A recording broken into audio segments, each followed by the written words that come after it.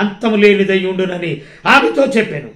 అందుకు మరియా, నేను పురుషుని ఎరుగని దాననే, ఇదెలాగు జరుగునని దూతతో అనగా,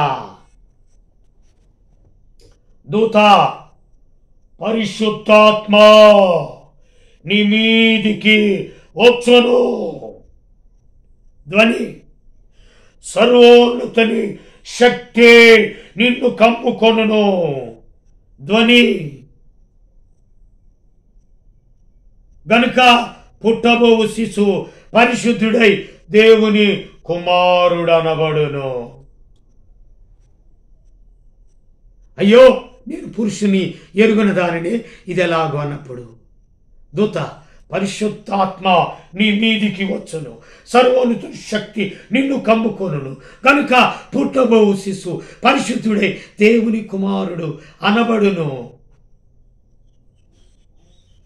ఈ ధ్వని ఎలియాకు, ఈ ధ్వని ఎలిజబెత్తుకు, ఈ ధ్వని మరియకు, ఈ ధ్వని నాకు, ప్రార్థన చేసే నాకు, ప్రార్థన చేస్తే నీకు. కానీ లూకాసు వార్త 23:26లో అల్లరి ధ్వని, 23:26 పిలాతు, లేదా 28 చదువుదా. పిలాతు యేసును విడుదల చేయగోరి వారితో తిరిగి మాట్లాడినను వారు, వీరిని సిలువేయమో సిలువేయమో అని కేకలు వేసిరి. మూడవ మారు, ఇతడు ఏ దుష్కార్యము చేసెను, ఇతని యందు మరణమునకు తగిన నేరమేమీ నాకు అగపడలేదు కనుక ఇతన్ని శిక్షించి విడుదల చేతునని వారితో చెప్పాను.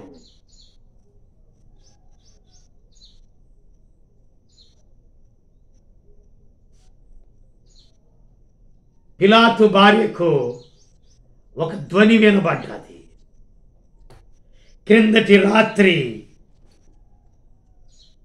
ఆ నీతిమంతుని జోలికి పోవద్దు అనే ధ్వని వినబడింది భార్యకు, పిలాతు భార్యకు. అందుకనే పిలాతు, ఇతడు ఏ దుష్కార్యం చేశాడు, ఇతని యందు మరణమునకు తగిన నేరమేమీ నాకు అగపడలేదు కనుక ఇతన్ని శిక్షించి విడుదల చేతునని వారితో చెప్పాను. అయితే వారు ఒకే పట్టుగా పెద్ద కేకలు వేసి వీరిని సిలువ వేయమని అడుగగా వారి కేకలే గెలిచెను. వీరిని చంపివేసి మాకు బరబ్బను విడుదల చేయమని ఏకాగ్రీవంగా కేకలు వేసిరి. వారు ఒకే పట్టుగా ఏకగ్రీవంగా కేకలు వేశారంట.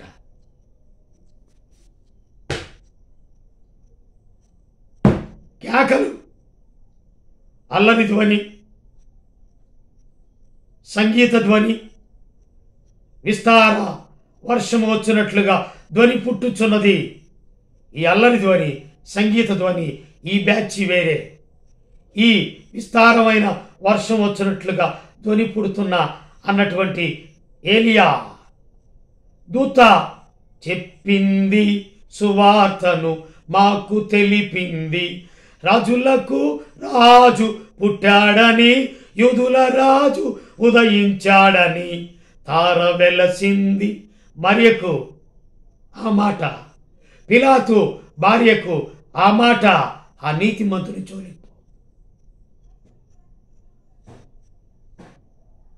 ఏ పాటలు పాడుతున్నారు, ఏ పనిపాట్లు చేస్తున్నారు. ఆఖరి ఒక్క మాట చెప్పనివ్వండి. సినిమాల్లో, సీరియల్స్లో ఉన్న పాటలు కాదు. ఇందాక చెప్పాను కదా, అమ్మాయే సన్నగా అరణవే నవ్వడం కాదు, సన్నగా అరణవు నవ్వటం కాదు. అవి అందుకని మంచాన పడుతున్నారు, అందుకని పిల్లలు లేపుకెళ్తున్నారు. కొంతమంది పని కాకపోతే ఇద్దరం కలిసి మనం చచ్చిపోదాం, పురుగు మందాగి లేదా ఎగిరి దేనిలో ఆ నదిలో దూకి ఆ చెరువులో దూకి చచ్చిపోయిన వాళ్ళు ఇద్దరున్నారు. వారు ఎవరంటే జాన్ బాబు పాస్టరు వాళ్ళ మేనగోడలు ఇంకొక వ్యక్తి ప్రేమించుకున్నారంట. ఎగిరి దానిలో దూకి చచ్చిపోయారు.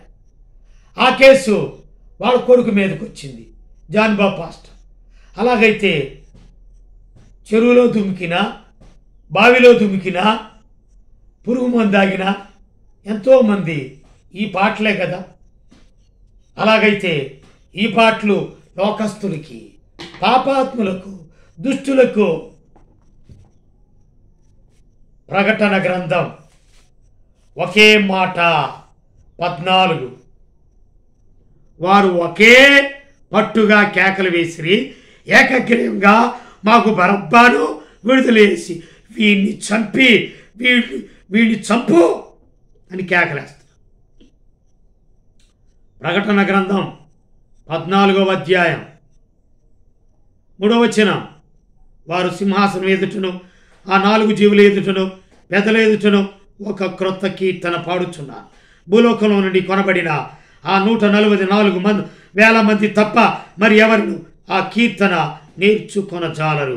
వీరు స్త్రీ సాంగత్యమును అపవిత్రులు కానివారును స్త్రీ సాంగత్యము ఎరుగని వారునై ఉండి గొర్రె పిల్ల ఎక్కడికి పోవును అక్కడికెల్లా ఆయనను వెంబడించు. వీరు దేవుని కొరకును గొర్రె పిల్ల కొరకును ప్రథమ ఫలముగా ఉండుటకై మనుషులలో నుండి కొనబడిన వారు. వీరు ఒక క్రొత్త కీర్తన పాడుచున్నారు. ఒకటే కీర్తన.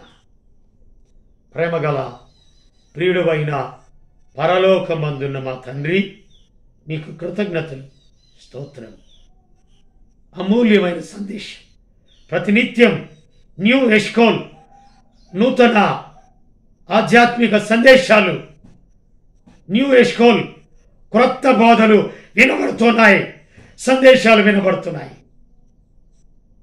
అంగీకరించి ఆత్మలో సమాధానం, శరీరంలో స్వస్థత పొందినట్లు కృపరాజీయమని యేసునామంలో ప్రార్థన చేయించున్నాం తండ్రి. ఆమేన్. తండ్రి అయిన దేవుని ప్రేమ, కుమారుడైన యేసు క్రీస్తు కృప, పరిశుద్ధాత్మని చనున సావాసం ఇప్పుడు ఎల్లప్పుడూ సదాకాలము తోడయుండి నడిపించును కాక. ఆమేన్. వాక్యం నచ్చినట్లయితే లైక్ చేయండి, అది నలుగురికి షేర్ చేయండి. లేకపోతే బోరుకొచ్చిన బండ్లులాగుంటే ప్రయోజనం శూన్యం. ఆగిపోయింది అక్కడే ఆగిపోయింది అట్లానే ఉంటుంది. బోరుకొచ్చిన బళ్ళు ఆగిపోయినట్టే అట్లా ఉండును గాక. విని అంగీకరించి ఆత్మలో సమాధానం, శరీరంలో స్వస్థత, అది నలుగురికి తెలియపరిస్తే సబ్స్క్రైబర్స్ ఎంతమందో తెలుసా? 1000 మందికి పైగా. మరి ఎన్ని వీడియోలు అయినాయో తెలుసా? 1797 వీడియోలు తీసిన ఘనత నా కుమారుడికి దేవుడు అనుగ్రహించాడు. ఇట్టి కృప సదాకాలము తోడయుండి నడిపించును కాక. ఆమేన్.